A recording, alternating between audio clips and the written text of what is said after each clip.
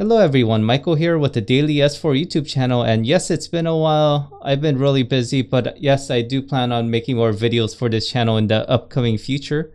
So yesterday, or maybe 2 days ago, I got the Android 4.3 update for my Samsung Galaxy S4.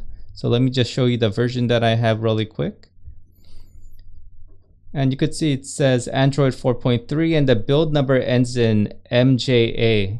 Now, as in terms of updates, the update is pretty minor from 4.2.2 to 4.3. You could see that there are 4 icons here and maybe the internet icon. That's going to sum up all the updates that's going to be noticeable to you. So let's start with the first icon, active apps.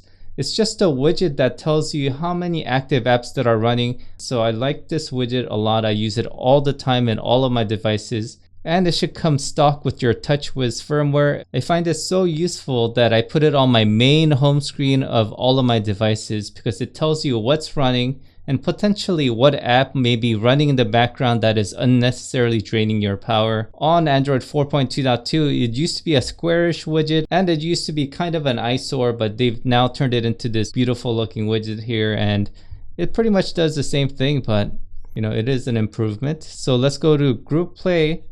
Now, Group Play you had before, but one thing that has changed is that now you can't share video with other Galaxy S4 and Note 3 devices. Now, I really like the share video feature of Group Play. It is, to me, the feature that makes the most sense, because say that you're traveling with a friend and you want to watch the same video, and a lot of times when that happens, you end up sharing a small screen and you're sharing the earbuds as well. You won't get half of the audio.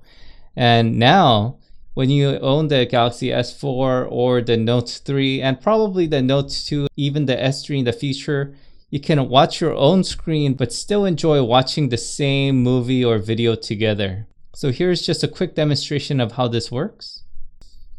So you could see that the video is totally in sync. I can definitely skip to different parts of the video and it'll sync up no problem. And you could even do this. You could make this a single screen or a dual monitor setup here, and even though the screens are different sizes, the videos are matched up so you could enjoy this viewing experience. So let's go to the next one, S Health. You had S Health before, but what has changed is that Samsung introduced the Galaxy Gear Watch, so they're trying to make a lot of their devices compatible with it. So what has changed on S Health is Exercise Mate. You will notice these icons here on the top right hand corner that tells you how to sync your Galaxy S4 with the smartwatch. And you could also see that here what has changed is when you go to workout, this is no longer just a track that you run around. You could set the type of exercise and the duration and the goal. And another thing is when you're done working out, you could see the path that you made along the way on a map here. And I think this feature is pretty cool. One thing I do want to mention is when you start working with Exercise Mate, it disables a pedometer. So if you're using something like Walking Mate, so even if you're doing a walking exercise, it will stop counting the steps here, and it disables a pedometer. Even though it's charting your location if you have the GPS on, kind of don't like how it stops counting the steps. Now, if I made this video yesterday, I would have said that it got all the S Health features that the Galaxy Note 3 came with when I got it. What's weird is that today I got an S Health update for my Galaxy Note 3 that has more features on here. So I'm not sure if this is going to get further updates through the Samsung apps, but it might.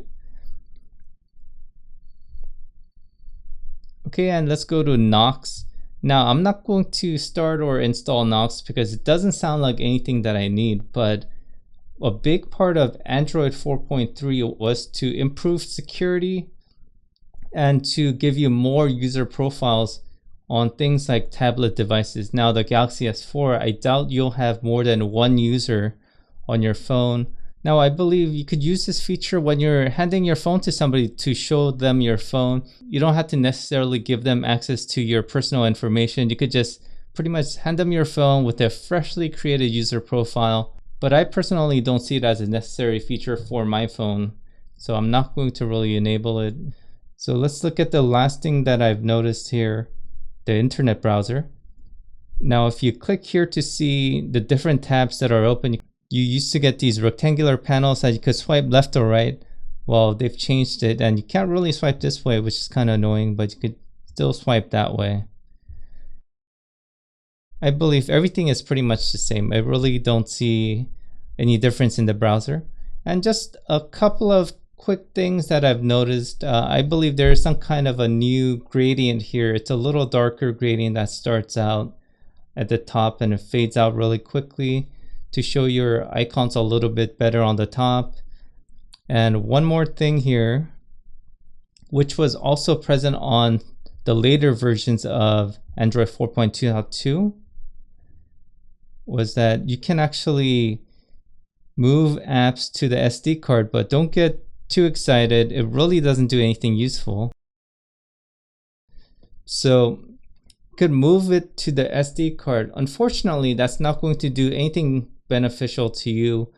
What it's actually doing is that apps on Android 4.2.2 and above, they install apps in the system data folder that you don't normally have any permissions to access. Now you can move apps that are installed on there, which is up to 50 megabytes, and you could put it on the SD card.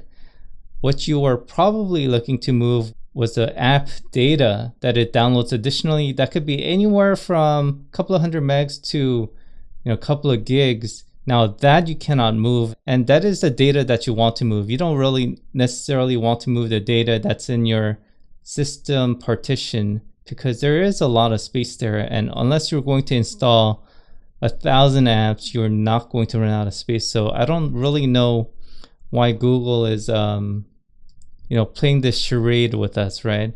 They're making it look like we have some feature, but really it's kind of a disguise for something we didn't need that looked like something we wanted.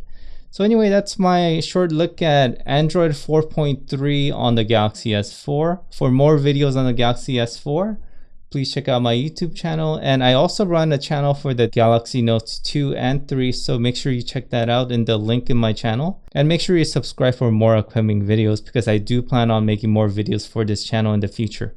And once again, thank you for watching.